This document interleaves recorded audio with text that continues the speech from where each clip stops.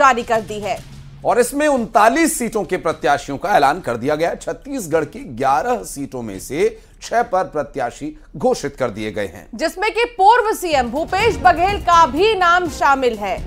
भूपेश बघेल को राजनांदगांव से उम्मीदवार बनाया गया और लिस्ट में पूर्व सीएम सहित 2 पूर्व मंत्री, 1 पूर्व विधायक और कोरबा सांसद का नाम शामिल है। रायपुर से पूर्व विधायक विकास उपाध्याय को उम्मीदवार बनाया गया है। तो फिलहाल पहली लिस्ट में कई बड़े चेहरे भी आप देख सकते हैं। कांग्रेस की पहली लिस्ट जारी हो चुकी है। छत्तीसगढ़ की 6 उम्मीदवारों के नामों का ऐलान किया गया है।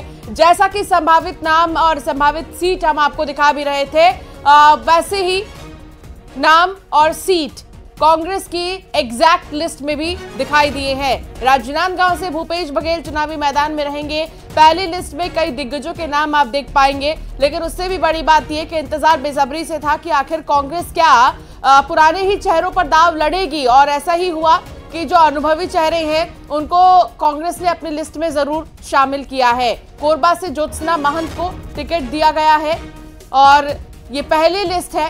पहली लिस्ट में कांग्रेस ने कई हाई प्रोफाइल सीट्स में उम्मीदवारों के नामों का ऐलान कर दिया है, जिनमें से एक है राजनांदगांव की सीट, और इसके अलावा और देश भर की जो सीट्स हैं उसमें भी राहुल गांधी का भी एक बड़ा नाम रहा है, जो वायनाड से ही चुनाव लड़ेंगे इस बार लोकसभा का।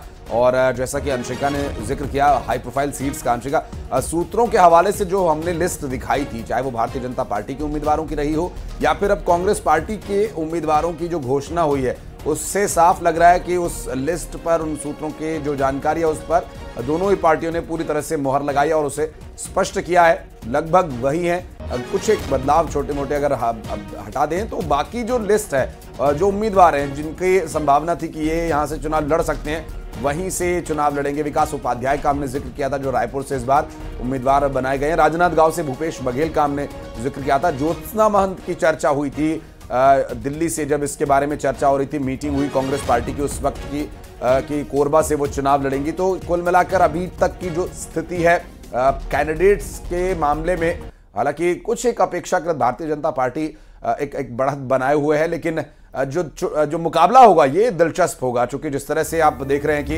हम अभी कांग्रेस के और बीजेपी के किसके बनाम किसकी लड़ाई रहेगी वो एक ग्राफिक्स के माध्यम से आपको दिखा रहे हैं। आप ये देखिएगा, दिलचस्प तस्वीर, ये बेहद दिलचस्प। एक तरफ एक अनुभवी नेता और एक तरफ युवा चेहरा, चाहे बृजमोहन अग्रवाल वर्सेस विकास उपाध्याय की जो ये फाइट है, देखना होगा कि कौन इसमें विन होता है, कौन लूज करता है और कौन किस स्तर पर जाकर लड़ाई को, यहां ये देखिए कोरबा से भी दिलचस्प ये फाइट रहने वाली है।